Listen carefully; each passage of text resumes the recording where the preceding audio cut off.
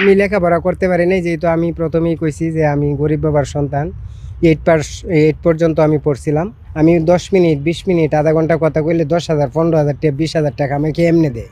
বিভিন্ন ক্যাটাগরিতে মানুষকে প্রশিক্ষণ দেওয়া শুরু করলাম, যে তুষ এবং হারকেন পদ্ধতিতে হাঁসের বাচ্চা ফুটাও, লালন পালন, রোগ প্রতিরোধ ক্ষমতা কীভাবে বেশি হয়, এভাবেই প্রশিক্ষণ দিতে দিতে সারা বাংলাদেশের মধ্যে একদম আলোড়ন সৃষ্টি করছি।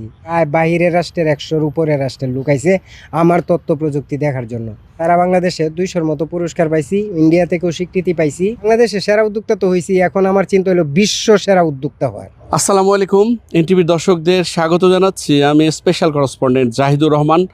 দর্শক, আপনাদেরকে আজ এমন এক মানুষের সঙ্গে পরিচয় করিয়ে দিব, যিনি আমাদের গ্রাম বাংলার সন্তান, স্বশিক্ষিত একজন মানুষ, পড়েছেন মাত্র 8ম শ্রেণী পর্যন্ত, কিন্তু তিনি একটা বিশাল কাজ করেছেন। লক্ষাধিক মানুষকে প্রশিক্ষণ দিয়ে তাদের করেছেন স্বাবলম্বী। নিজে তো হয়েছেন অনেক আগেই। তিনি ইয়াসিন মিয়া, হাওরের মানুষ, নেত্রকোনার মানুষ। আমরা কথা বলবো তার সঙ্গে। ইয়াসিন মিয়ার যে উদ্ভাবন, তাকে সম্মানিত করেছে প্রতিবেশী দেশ ভারতের মানুষ। তারা তাকে সেখানে আমন্ত্রণ জানিয়ে নিয়েছে তার কাছ থেকে প্রশিক্ষণ। এক আলোকিত মানুষ ইয়াসিন মিয়া। ইয়াসিন মিয়া, এনটিভির পক্ষ থেকে আপনাকে স্বাগত জানাই। তার আগে একটু দর্শকদেরকে আপনার কণ্ঠেই শোনাতে চাই, আপনি কী কারণে বিখ্যাত? আমি হাঁস মুরগের পালন সম্পর্কে এবং তুষ এবং হারকেন পদ্ধতিতে হাঁসের বাচ্চা ফুটানোর জন্য বিখ্যাত। কিভাবে বিখ্যাত হলেন? বিখ্যাতটা হইলাম, আমি প্রায় 1990 দশকে, আমি গ্রামের সন্তান। আমার বাবা খুব গরিবই ছিল, মানে কাজের সন্ধানে বিভিন্ন এলাকায় যাইতে হইতো। তখন ভাবলাম যে হাঁস পালাই শুরু করি। তো কয়েকটা হাঁস কিনে ডিম পাড়াইলাম। ডিম পাড়াইয়া পরে এটি তুষ দিয়ে ফুটানোর চেষ্টা করলাম। সব মানে ফুটে নাই, 2-1টা ফুটে, নাইলে বেশি অংশই নষ্ট হয়ে যায়। মানুষে অনেকেই আমার নিয়ে হাসি ঠাট্টা করে, যেইভাবে কি কেউ বাচ্চা ফুটায় এভাবে কি বাচ্চা ফুটে। দেখলাম যে না, ফুটেই। লাস্টে ফুটছে কয়েকটা। তখন এই টেম্পারেচারটাই একটু ঘুরায় ফিরায় দেওয়া শুরু করলাম, যেটা আরও কীভাবে উন্নত মানের বা একটু তো তাপটা দেওয়া যায়, আর একটু ভালো করে কী করলে বাচ্চা বেশি ফুটবো, এরকমভাবে চেষ্টা করতে করতে আপনার এখন বর্তমানে 80% বাচ্চা ফুটে তুষ এবং হারকেন পদ্ধতিতে। আর যখন 80% বাচ্চা ফুটে, এই সফলতাটা দেখে যারা আমার নিয়ে হাসতো, এরাই আপনার আমার কাছে আইছে যে শিখতো, যে তুমি এটা কেমনে শিখছো, আমার ওইটা শিখাও। এরকম শিখাইতে শিখাইতে শিখাইতে শিখাইতে পরে দেখা যায় কিছু লোকরে শেখানো শুরু করলাম। পরে বিভিন্ন প্রশাসনিকভাবে এটা প্রচার হয়েছে যে আসিনি এইভাবে বাচ্চা ফুটায় বা এবং মানুষের শিখায়। তো দেখা যায় বিভিন্ন গণমাধ্যম কর্মী, DC sir, UNO sir, OC sir, বিভাগীয় কমিশনার, এরকমভাবে বিভিন্ন অফিসাররা যায় আমার বাড়িতে দেখতে। ওনারা যখন যায় তখন আমার আত্মাটার মধ্যে আরও বড় হয়েছে, যে আমি মনে হয় আরও যদি ভালো কাজ করি তাইলে আরও এরকমভাবে নিউজ করব। কারণ মানে নিজে খুব বড় মনে হয়, টিভিতে দেখায়, পত্রিকায় আমার ছবি দেয়া নিউজ করে, মানে নিজে অনেক বড় মনে হয়। আর আমার কাজের আগ্রহটাও আরও খালি বাড়তেই থাকে। সেই সুবাদে পরে আপনার এই বিভিন্ন ক্যাটাগরিতে মানুষকে প্রশিক্ষণ দেওয়া শুরু করলাম, যে তুষ এবং হারকেন পদ্ধতিতে হাঁসের বাচ্চা ফুটাও, লালন পালন, রোগ প্রতিরোধ ক্ষমতা কীভাবে বেশি হয়, এভাবেই প্রশিক্ষণ দিতে দিতে সারা বাংলাদেশের মধ্যে একদম আলোড়ন সৃষ্টি করছি। পেপার পত্রিকা যখন নিউজ হয় তখন মানুষে দেখে আমার এখানে যায় গিয়ে আমার সাথে কথা বলে। সেই সুবাদে যখন ইন্টারন্যাশনাল পর্যায়ে আমার খবর ছড়িয়ে গেছে, তখন বিদেশিরাও শুরু হয়েছে। প্রায় বাহিরের রাষ্ট্রের 100-র উপরের রাষ্ট্রের লোক আইছে আমার তথ্য প্রযুক্তি দেখার জন্য। সেই সুবাদে ইন্ডিয়াতে আমি প্রায় 500 জন হাঁস খামারির প্রশিক্ষণ দিছি। সারা বাংলাদেশে 200-র মতো পুরস্কার পাইছি, ইন্ডিয়া থেকেও স্বীকৃতি পাইছি যে আমি ইন্ডিয়াতে সর্বপ্রথম তুষ এবং হারকেন পদ্ধতিতে উৎপাদনকারী। এভাবেই আমার ভাগ্যের চাকা ঘুরে গেছে। দর্শক শুনছিলেন যে দেশের বাইরে থেকে অসংখ্য মানুষ তার কাছে তার প্রযুক্তি জানতে আসে। তার যে প্রযুক্তি, সেটা হলো তুষ আর হারিকেনের আলোয় হাঁসের ডিমের বাচ্চা ফোটানো।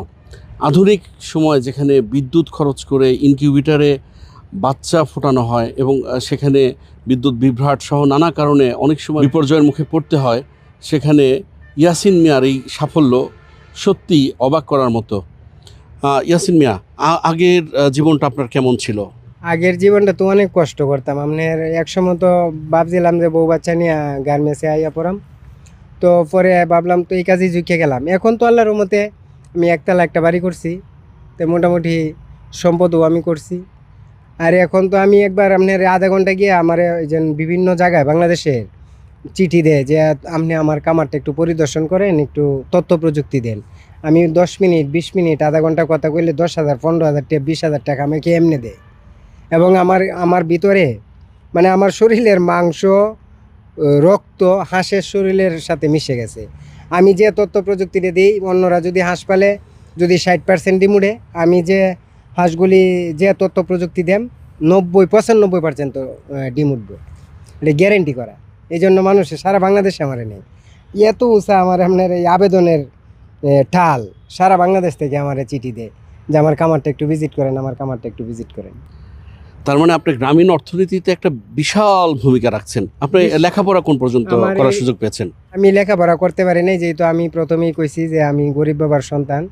8 পর্যন্ত আমি পড়ছিলাম, তারপরেও আমি টাইমে থাকি নাই। ভারতে আমি একটা নিউজ দেখছিলাম পত্রিকায় যে 3A পর্যন্ত লেখাপড়া করে ভারতের সর্বোচ্চ পুরস্কারটা ইনি অর্জন করছে। তাইলে আমি মনে মনে ভাবলাম তাইলে আমি পিছায় থাকতাম কেন, আমিও তো 4 পর্যন্ত লেখাপড়া করছি, তাইলে আমি বাংলাদেশের সেরা একজন উদ্যোক্তা হইয়াম। তো বাংলাদেশের সেরা উদ্যোক্তা তো হয়েছি, এখন আমার চিন্তা হলো বিশ্ব সেরা উদ্যোক্তা হওয়া। মাসে কত লাখ ডিম থেকে আপনি বাচ্চা উৎপাদন করতে পারেন? আমার এখন বর্তমানে বাচ্চা ফুটে প্রতি মাসে 1,50,000-এর মতো। আর এখন বড় হাঁস বিভিন্ন কোয়ালিটির হাঁস মিলায় এখন আছে আজকে পর্যন্ত 70,000। কত টাকা সম্পদের মালিক আপনি এই মুহূর্তে? এখন আছি প্রায় 1-1.5 কোটি 2 কোটি টাকার মতন মালিক আছি ইনশাল্লাহ। যারা নতুন উদ্যোক্তা তাদের জন্য আপনি কি বলবেন? নতুন যারা উদ্যোক্তা হাঁসের কামার করবেন, আপনারা আমার কাছে আইসেন। নতুন নতুন তথ্য প্রযুক্তি দিয়া আমি আপনাদেরকে সহযোগিতা করব, এবং আমি আপনাদের জন্য বই তৈরি করি প্রত্যেক বছরই। এই বইগুলি আপনাদেরকে আমি ফ্রি দিব, আপনারা এই বই দেখেও কামার করতে পারবেন, এবং আমি যে তথ্য প্রযুক্তি দিই এই তথ্য প্রযুক্তিতেও কামার করতে পারবেন। এরপরে মোবাইল নাম্বার তো থাকবেই, আপনি যে কোনোভাবে আমার সাথে আপনি যোগাযোগ করতে পারবেন, কোনো সমস্যা হতো না। আর হাঁসের কামার এমন একটা কোনো কষ্টের জিনিস না। 3 বার নিয়মিত খাদ্য দিলে হাঁস লালন পালন করা যায়, এবং হাঁস লালন পালন করলে প্রতিদিন আপনার লাভ আসে। আপনি গরুর কামার দিবেন, আপনার 1 বছর 6 মাস পরে লাভ হইব। ভেড়ার কামার দিবেন এই 6 মাস 1 মাস 1 বছর পরে লাভ হইব। হাঁস প্রতিদিন রাত পাইতেই আপনি 10 টাকা 15 টাকা 20 টাকা লাভ দেয়। এটা একটা 60 টাকানি কথা না, বিশাল কিছু। 600 টাকা বা 600-700 টাকা দামের একটা জিনিস ব্যবহার করে আপনি যদি প্রতিদিন 10 টাকা 15 টাকা লাভ করতে পারেন, এর চেয়ে লাভ বাংলাদেশে আর কোনো কিছু নাই। আর ডিমের যে চাহিদা বাংলাদেশের লোক আছে প্রায় 20 কোটি, ডিমের উৎপাদন আছে 7 কোটি, 13 কোটি ডিমের চাহিদা আরও প্রতিদিন। মানে ডিমের খুবই চাহিদা, আপনারা হাঁস লালন পালন করতে পারেন, কোনো সমস্যা নেই। তো এই যে আপনি বললেন 70-80 হাজার হাঁস এই মুহূর্তে আপনার আছে, প্রতিদিন এদের পেছনে কত টাকার খাবার লাগে? আমার 70,000 হাঁসের পিছনে আপনার যেগুলা ব্রিডিং চলতেছে এগুলো আপনার ফিট খাদ্য লাগে, আর যেগুলা হাওরে খায় এইগুলা আপনার কোনো লাগে না, এই হাতের কোনো খাদ্য লাগে না, প্রাকৃতিক খাবার খাই ওরা বাইরে উঠে, এবং 1 টাকাও কোনো খরচ নাই। আর শুধু তাই না, আমরা যে হ্যাচারিতে বাচ্চাটা ফুটাই যে সিস্টেমে একবারে খরচ নাই বললেই চলে। এই জন্যই বিভিন্ন রাষ্ট্রে আমার প্রযুক্তি ব্যবহার করে, যে একবারে খরচ নাই এমন কি জিনিস আছে যে বাচ্চা ফোটানো যায়। এই জন্যই এটা এই প্রযুক্তিটার উপরে এত গুরুত্ব। আপনার কাছ থেকে শিখে মোটামুটি মানে আপনাকে ছাড়িয়ে গেছে এমন কেউ আছে? আমি তো এখনো রাষ্ট্রীয় পুরস্কার পাইছি না, মানে আমার ছাত্র অলরেডি 2 জন রাষ্ট্রীয় পুরস্কার পাইছে, এবং অসংখ্য পরিমাণ মানুষ এখন স্বাবলম্বী। যারা লেখাপড়া শিখে চাকরির পেছনে ছুটছে তাদের জন্য কি বলবেন?